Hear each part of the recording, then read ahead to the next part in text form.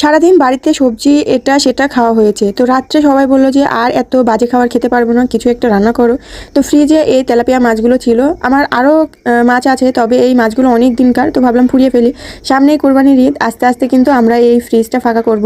সব বাড়িতেই হচ্ছে, কারণ আগেকার দিনের মতো আর এটা নেই যে গোশ বাড়িতে নিয়ে আসার পরে সমস্ত গোশ রান্না করে 7 দিন ধরে সেটা জাল করে করে খাওয়া। এখন তো ওই তো অল্প করে খায়, বাকিটা ফ্রিজে রেখে দেয়, দেন আস্তে আস্তে বের করে খায়। এখন তো ফ্রিজ ফাঁকাই করতে হবে, তো আমার ফ্রিজে অনেক মাছ আছে।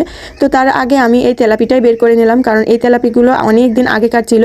তো এই তো তেলাপি মাছগুলো একটু ফার্স্টে ভেজে নিয়ে দেন এর মধ্যে মশলাগুলো একে একে, আমি যেহেতু পাটায় মশলা বাটি, তো সব কিছু একসঙ্গে মিক্স করে নিয়ে এসেছিলাম। দেন এর মধ্যে হলুদ গুঁড়ো, মরিচ গুঁড়ো, ধনিয়া গুঁড়ো সব কিছু দিয়ে সুন্দরভাবে কষিয়ে দেন মাছগুলো দিয়ে এই তো নামিয়ে নিয়েছি। নামানোর পরে এখানে আমি একটু জিরে গুঁড়ো দিয়ে দিয়েছি, ভাজা জিরে গুঁড়ো।